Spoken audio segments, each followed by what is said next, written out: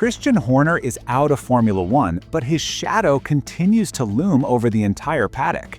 The architect of the Red Bull dynasty, the man who was present for every single race in the team's history, is not simply enjoying an early retirement. He's making moves, pulling strings behind the scenes, and the first door he officially knocked on since his departure might surprise you. We're not talking about a giant, but rather Haas. Yes, you heard that right. Haas team principal Io Komatsu himself confirmed the approach. In Singapore, he was direct. Yes, it's true that he approached us. Komatsu explained that one of the team members had an exploratory talk with Horner, but nothing has gone any further. Now, the crucial point here isn't whether the deal will happen, but the initiative itself.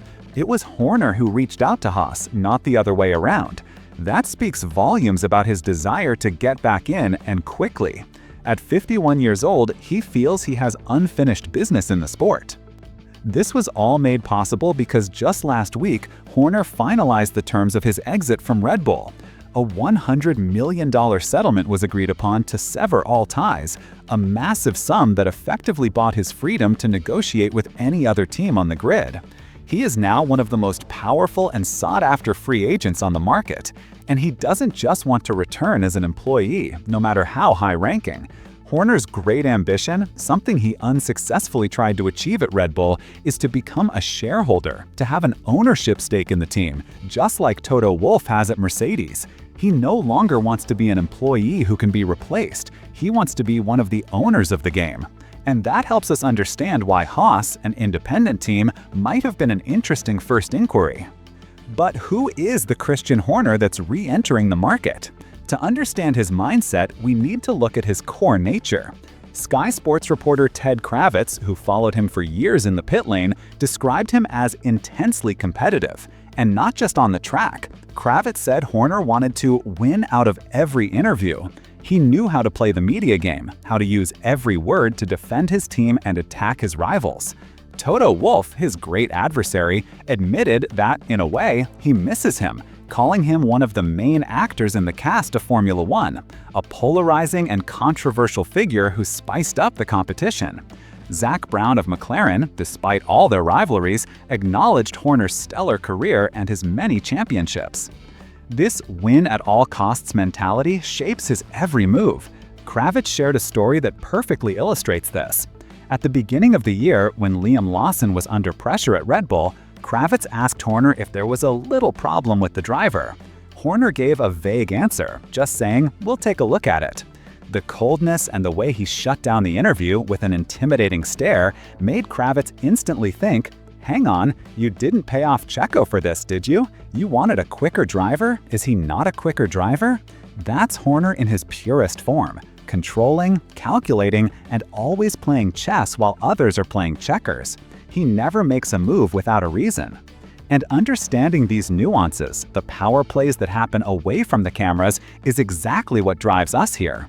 If you, like us, are fascinated by the behind-the-scenes drama of Formula One and want analysis that goes beyond the headlines, connecting the dots and showing you the bigger picture, then you are in the right place. The single best way to support our channel and ensure you never miss our next deep dive is to subscribe to Formula News USA.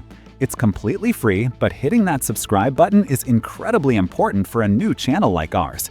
It tells YouTube that we're creating content that F1 fans want to see, which helps our community grow. So, if you're enjoying this, please take a second to subscribe and turn on notifications. And while you're at it, hit the like button. It really helps this video reach more people. We'd love to hear your thoughts in the comments. What do you think about Horner's potential return? Would he be a good fit for Haas or another team? Let us know what city you're watching from. It's amazing to see how far our content reaches. The approach to Haas, therefore, seems to have been just an opening move in the complex game of chess Horner is playing. He's testing the waters, sending a clear message to the entire paddock: I'm available and I'm hungry. But if Haas doesn't seem to be the final destination, what are the truly viable options for one of the most powerful names in modern Formula One? The possibilities are fascinating and fall into three main paths: joining an existing project, or the most audacious of all, starting from scratch. Let's start with the boldest hypothesis. Could Christian Horner establish his own Formula One team? The idea seems radical, but it's not entirely baseless. Horner has experience creating teams from nothing.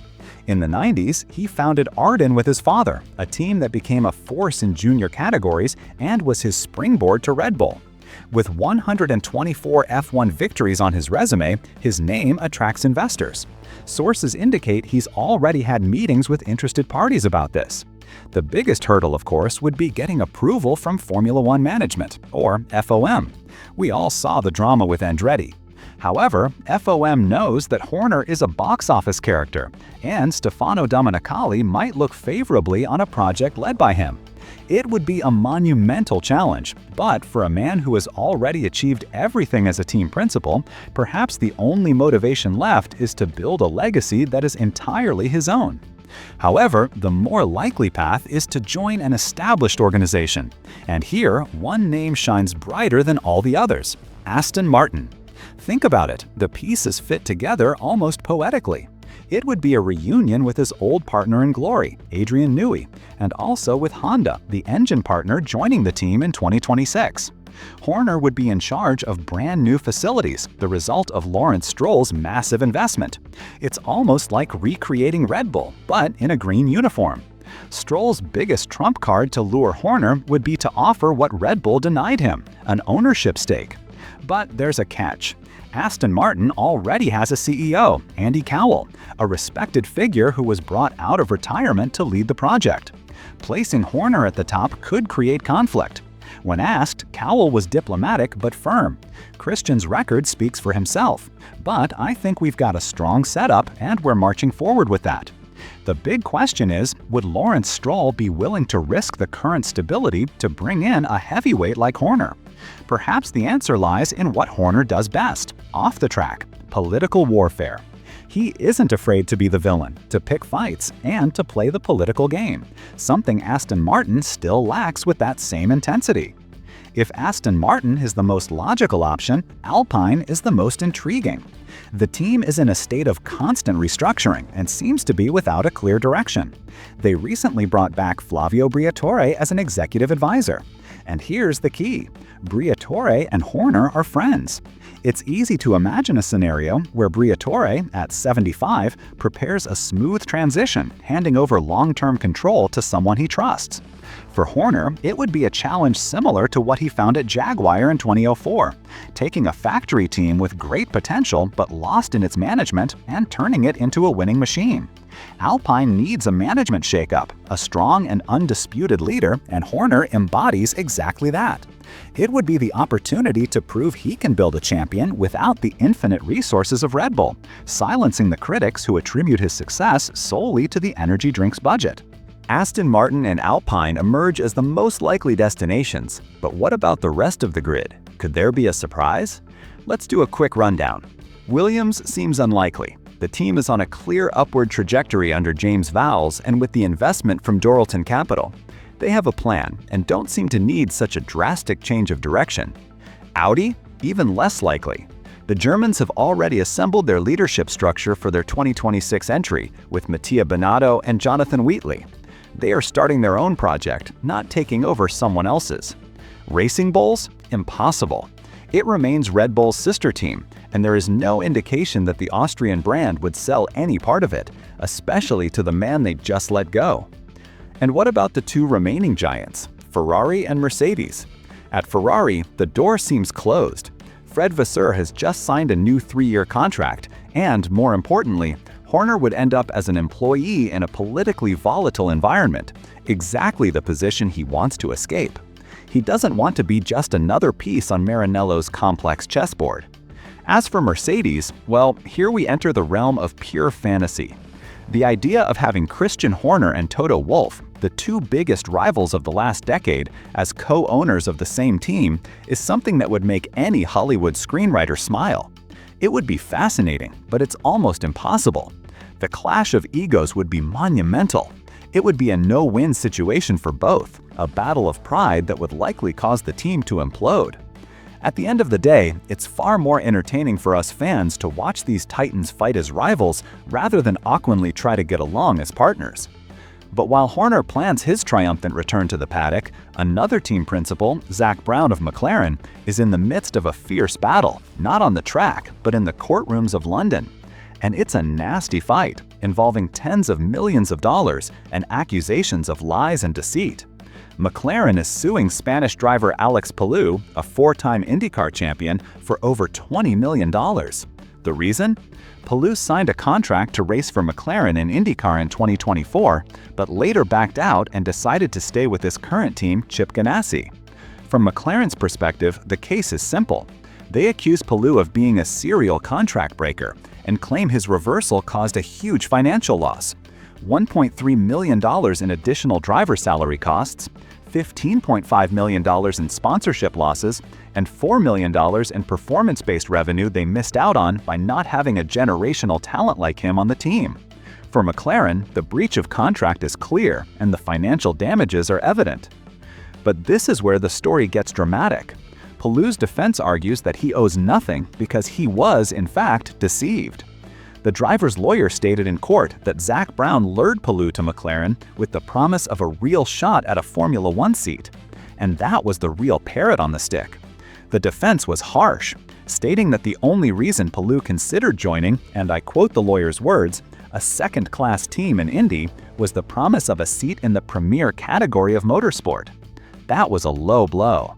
The defense claims that shortly after Palou announced his deal with McLaren, he discovered that Oscar Piastri had been signed to the Formula One seat, the very seat he believed was on his horizon.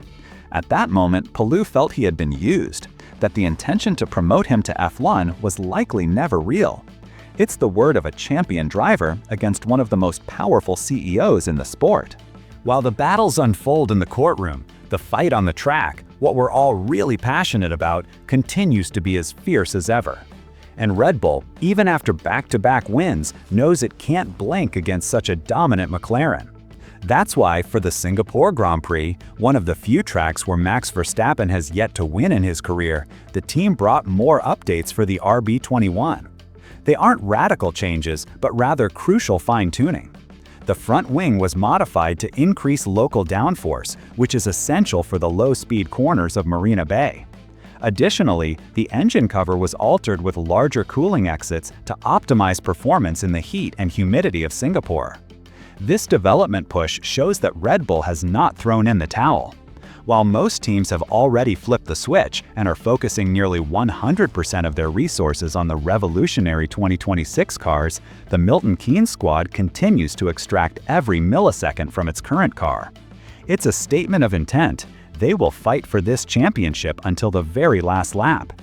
And the man tasked with leading that charge is, of course, the four-time world champion, Max Verstappen.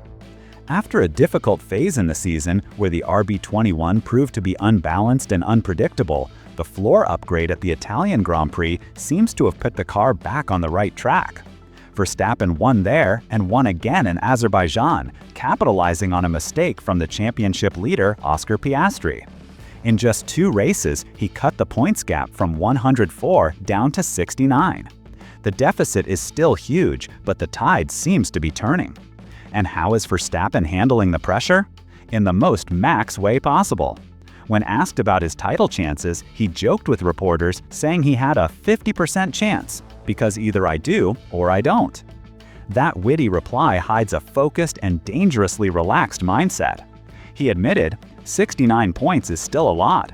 McLaren has been incredibly dominant. That doesn't suddenly change. So for me, I'm not too stressed about anything. I'm just enjoying what I'm doing. He's taking it race by race with a nothing-to-lose attitude. For Max, if he wins the championship, great. If not, life goes on. This lack of desperation makes him an even more formidable opponent. He isn't tense, he's just focused on getting the most out of a car that, by his own admission, hasn't always been easy to drive. The team's hope is that Singapore will confirm that the latest updates have put the car in the right direction, making it more competitive and, crucially, more predictable.